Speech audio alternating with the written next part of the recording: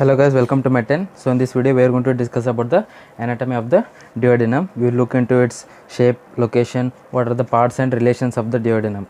So coming to the duodenum, duodenum is the first part of the small intestine. It is the first part and it is also the shortest part. It is the shortest part and it is also the widest part and the most fixed part. Most fixed part of the small intestine. So the duodenum is the first part, shortest part, widest part and also the most fixed part of the small intestine. And where does it extend from? The duodenum extends from the pylorus to the duodenojejunal flexure. Duodenojejunal flexure. So it was so named by Herophilus in 300 BC because its length was approximately equal to the combined width of the 12 fingers. Combined width of 12 fingers. So it was named as a duodecadactylus. That means the meaning of the 12 fingers. So what is the length of the duodenum? It is 10 inches. 10 inches or 25 centimeters in length. So this is the length of the duodenum and it begins at the pylorus, which lies on the transpyloric plane about 2.5 centimeter right side. This is the median plane, 2.5 centimeter medial to the medial plane. This is the pylorus. There it will begin, it will come down like this and then it will ascend up about 2.5 centimeter right side of the medial plane. So this is the course of the duodenum. So the duodenum is retroperitoneal. It is retroperitoneal, that is it is partly covered by the peritoneum, except it is partly covered by the peritoneum except at the proximal 2.5 centimeter, which is suspended above by the lesser omentum. The 2.5 centimeter of the duodenum is covered by the lesser omentum. That's why it is called as the retroperitoneal. And what is the main function of the duodenum? The main function of the duodenum is digestion. The main function of it is digestion because it receives chyme from the stomach and then it is mixed with the bile and the pancreatic enzymes in the second part of the duodenum. So this is about the introduction to the duodenum. Now let's look at the shape and location of the duodenum and also parts and relations. Coming to the shape. So the duodenum is a C-shaped loop. It's a C-shaped loop. So it's a C-shaped loop of the small intestine and the concavity of the duodenal loop will enclose the head of the pancreas. The duodenum will lie like this. So in this the concavity will lie the head of the pancreas. So the head of the pancreas is located in the concavity of the duodenal loop and the duodenum is located in the abdominal cavity above the level of umbilicus. Coming to its location, if we know the 9 regions of the abdominal cavity, like this. So this is the umbilical region. It lies in the partly in the epigastrium. It will begin, then it will end here. So it is located in the abdominal cavity at the level of umbilicus, just above the umbilicus, opposite to the L1, L2 and L3 vertebra. So opposite to L1, L2 vertebra, just above the umbilicus. This is the location of the duodenum. So this is about the shape and location of the duodenum. Now let's look at the parts and relations of the duodenum. So coming to its parts. So for descriptive purposes, the 25 centimeter long duodenum is divided into 4 parts. One, we have the superior part, superior, or it is also called as the first part, which is around 5 centimeter in length. 5 centimeter length. And the second part is the second part or the descending part. It is around 7.5 centimeter in length. And then we have the horizontal third part horizontal. This is around 10 centimeters in length. And finally the fourth part, which is the ascending part, and this is around 2.5 centimeters in length. So the duodenum is divided into the superior first part, second part, third part and the fourth part. We will look at it. So this is the duodenum, this is the first part and this is the superior duodenal flexure, and then the second part will begin from there. It will extend down and then it will curve like this. This is the inferior duodenal flexure and then it will go above like this to end at the fourth part. So This is the first part. This is the first part, which is around 5 centimeters in length, and this is the second part, which is around 7.5 centimeters in length, and this is the third part of the duodenum, which is around 10 centimeters in length, and finally they have the fourth part, which is around 2.5 centimeter. First part, second part, third part, and the fourth part, and it lies approximately opposite to L1, L2, and the L3 vertebra. We have the L1, L2, L3 vertebra, and opposite to those vertebra lies the position of the duodenum. And this is about the parts of the duodenum. Now let's look at the relations of the duodenum. The first part of the duodenum. So what do we know about the first part? It begins at the pylorus. It begins at the pylorus, and then it will end at around the first or superior duodenoflexure. So the first part will begin from the pylorus and it will end at the superior duodenal flexure at the level of the neck of the gallbladder. At the level of the neck of gallbladder, this will end. So what are the features of the first part?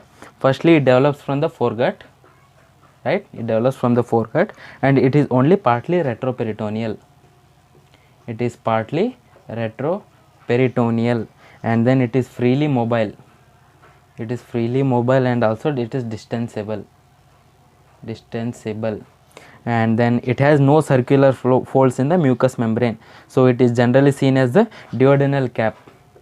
It is seen as a duodenal cap during the barium meal x-rays, and also it is the site of the duodenal ulcer. And then it is supplied by the branches of the celiac trunk or artery. So these are the features of the first part of the duodenum. Coming to its relations, anteriorly, relations of the first part of the duodenum.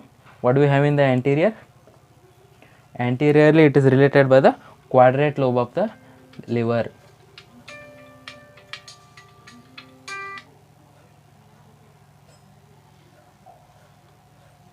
Anteriorly, we have the quadrate lobe of the liver, and then posteriorly we have the portal vein. And then superiorly we have the epiploic foramen. And then the inferiorly we have the head and neck of the pancreas. So these are the relations of the first part of the duodenum. What are the features of the first part of the duodenum and the extension of the first part of the duodenum? Now we'll look at the second part of the duodenum. So coming to the second part of the duodenum, what do we have in the second part? It begins at the superior duodenal flexure. We have the superior duodenal flexure. It will begin at the superior duodenal flexure and it will end at the inferior duodenal flexure. So it begins at the superior duodenal flexure and ends at the inferior duodenal flexure at the border of the L3 vertebra. So what are the features of the second part? Its upper half develops from the foregut and lower half from the midgut. The upper half of the second part develops from the foregut, right? And the lower half will develop from the midgut. And then it will lie behind the transverse colon. It lies behind the transverse mesocolon. Then it will receive the bile duct and the chief pancreatic ducts. It receives the hepatopancreatic duct.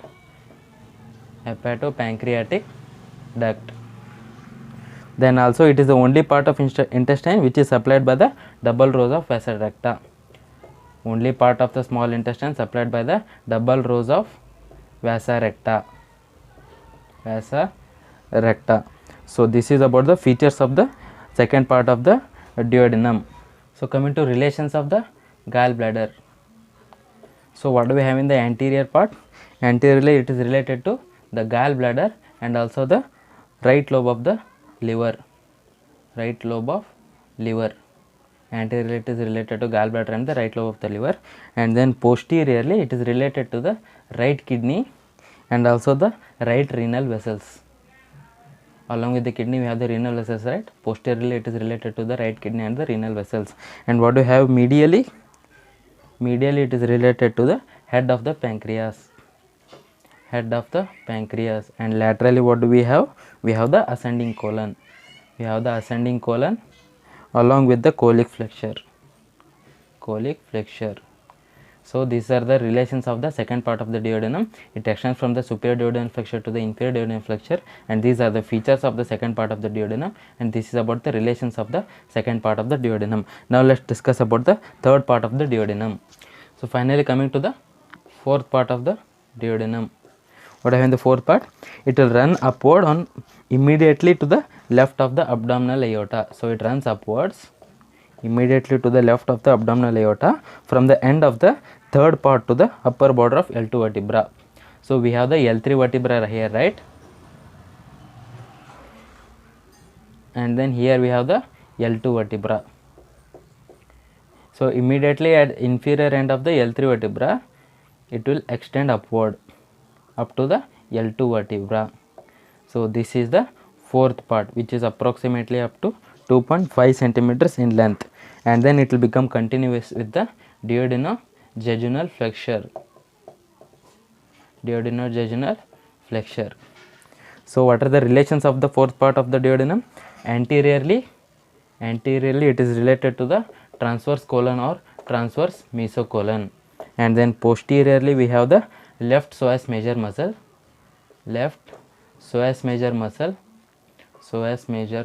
and also we have the left sympathetic chain, left gonadal vessels, and also the inferior mesenteric vein. So superiorly what do we have? Superiorly again we have the body of the pancreas, and then on to the left we have the left kidney and the ureter, and to the right we have the upper part of the root of mesentery. Right, we have the root of the mesentery, and on the left we have the left kidney and the ureter.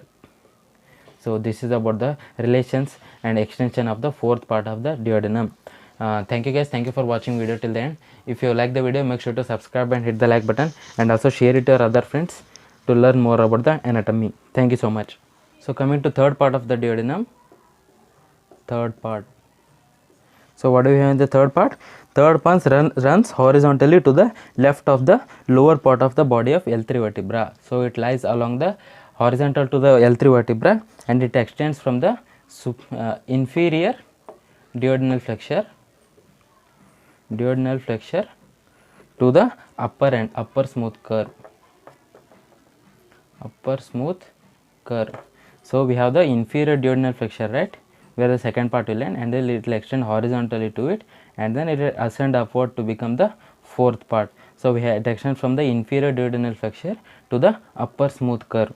So this is the third part of the duodenum, which is approximately 10 centimeters in length. So what are the relations of the third part? What do we have in the anterior? Anteriorly it is related to the root of mesentery. Anteriorly we have the root of mesentery, and posteriorly it is related to the right psoas major muscle, and also superiorly what do we have? Superiorly it is related to the head of the pancreas, and inferiorly it is related to the coils of jejunum. So this is about the third part, its extension, and also the relations of the third part. Now we will finally discuss about the fourth part of the duodenum.